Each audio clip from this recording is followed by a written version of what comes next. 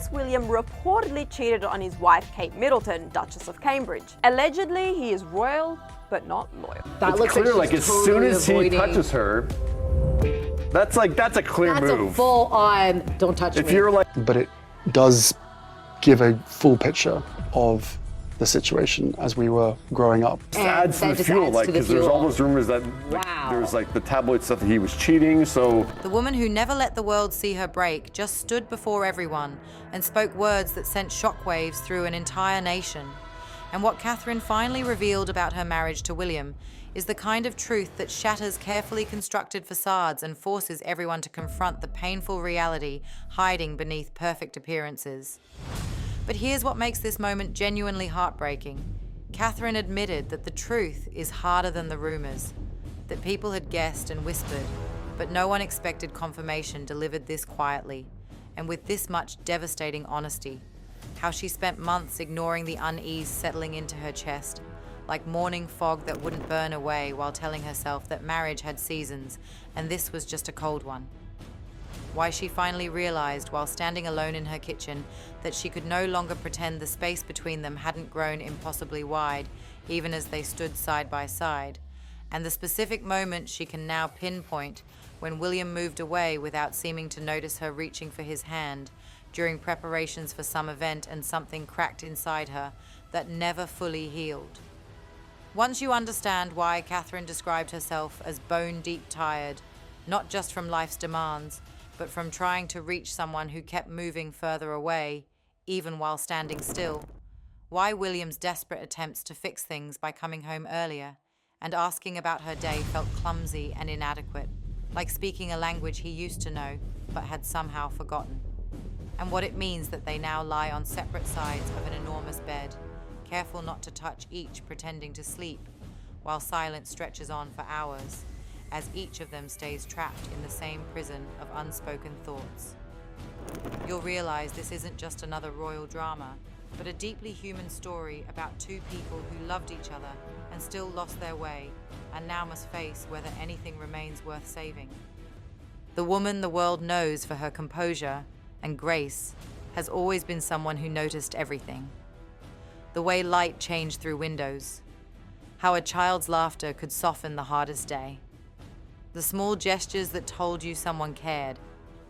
But what Catherine noticed most recently was something she had been trying desperately to ignore, an unease that had settled into her chest and refused to leave no matter how much she tried to push it away. The morning began like so many others. Catherine woke before the house stirred, before the demands of the day could find her. She moved through familiar patterns with practiced ease. Tea in her favorite cup, the one with the small chip on the handle she refused to replace. A glance out the window at the garden she tended with careful hands. She set the cup down and pressed her fingers against the cool countertop, trying to ground herself in something solid and real.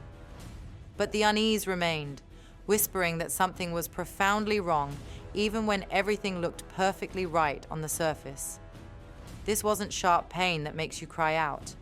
This was slower, deeper, the kind that lives beneath your ribs and grows stronger with each passing day. She had been ignoring it for weeks, maybe months, telling herself she was just tired, that everyone felt this way sometimes, that marriage naturally had difficult seasons. But standing there in her kitchen, completely alone with the truth she kept avoiding, Catherine could no longer pretend. She thought about William, about the distance that had grown between them, even as they maintained all the outward appearances of a functioning partnership.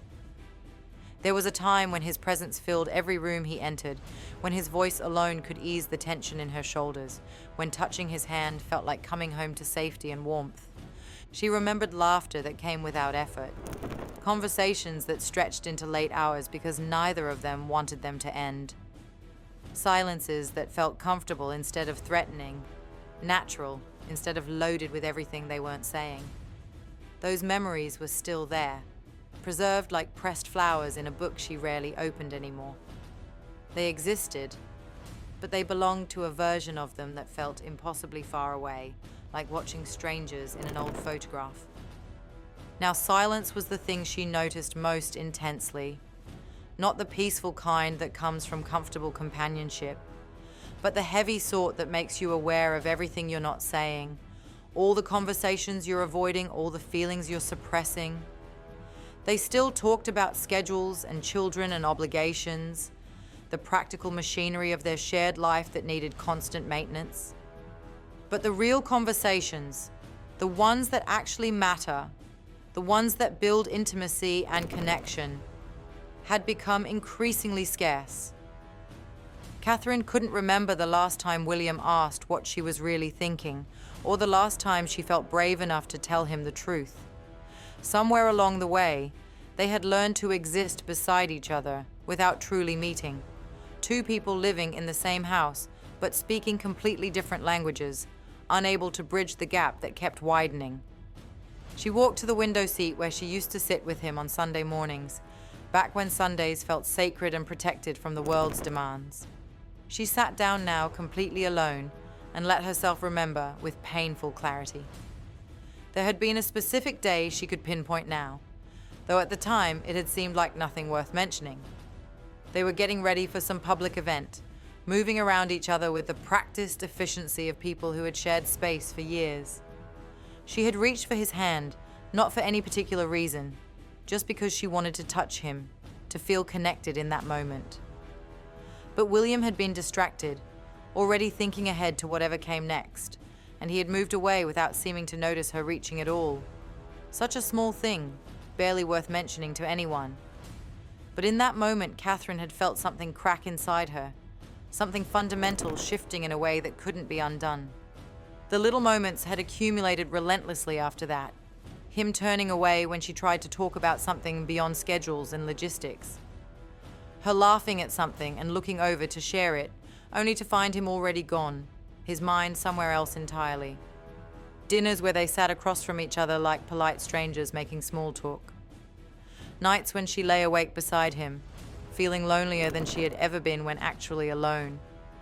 Each moment was tiny on its own, barely a crack in the foundation. But cracks have a way of spreading, of meeting other cracks, of creating structural damage that's invisible until suddenly you're standing in something broken and you can't remember exactly when it shattered beyond repair. She had tried everything she could think of. She had tried to be patient, to be understanding, to give him space while also trying to close the distance between them. She had tried to convince herself that love was enough, that if she just loved him well enough and long enough and patiently enough, everything would settle back into place naturally. But sitting there in the morning light, Catherine finally let herself know what her heart had been trying to tell her for months. Love wasn't enough when only one person was doing all the work to sustain it. Across the house, William had been waking to find Catherine's side of the bed already empty, and this had become disturbingly normal. Her rising before him, disappearing into her own quiet world before the day could demand anything from her. He lay there for a moment, staring at the ceiling, feeling the familiar weight of anxiety settle onto his chest. He pushed it down the way he always did, got up, got dressed, prepared to face another day of pretending everything was fine. But as he moved through the house, he couldn't help noticing her in ways he hadn't allowed himself to notice in months. Catherine was in the kitchen, her hair catching the early light, her movements graceful even in such ordinary tasks. He had always loved watching her in these unguarded moments, back when he felt he had the right to witness them, back when observing her felt like privilege rather than painful reminder of what he was losing. She was pouring tea with careful attention, and something about the way she held the cup, like it might break if she wasn't gentle enough, made his throat tighten with emotion he couldn't fully name. When had he stopped being gentle with her?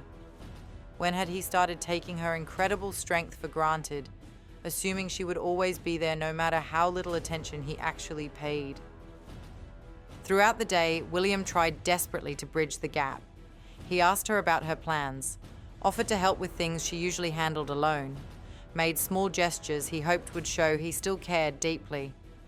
But each attempt felt clumsy and inadequate, like he was speaking a language he used to know fluently, but had somehow forgotten through disuse. And in her eyes, those eyes that had once looked at him with such warmth and trust, he saw something that broke him completely. She was tired in a way that went far deeper than physical exhaustion.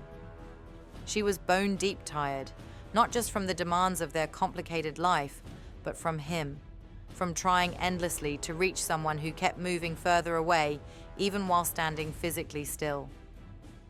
That afternoon, he caught her in the hallway and suggested they have dinner together that night, just the two of them with no distractions. She paused, and for one brief second, he saw hope flicker across her face like a candle flame. But then it faded almost immediately, replaced by something that looked heartbreakingly like defeat. She agreed that it would be nice, but they both knew those were just empty words filling space. Nice was what you called things that didn't matter anymore. Nice was what love became when it started dying slowly, and neither person knew how to stop the decay. Catherine eventually reached a breaking point she couldn't ignore any longer. She found William in his study one afternoon, surrounded by papers and schedules that suddenly seemed utterly trivial compared to what she was about to do.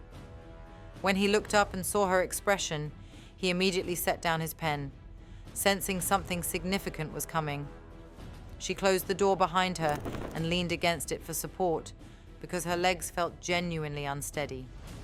What she said next changed everything between them forever.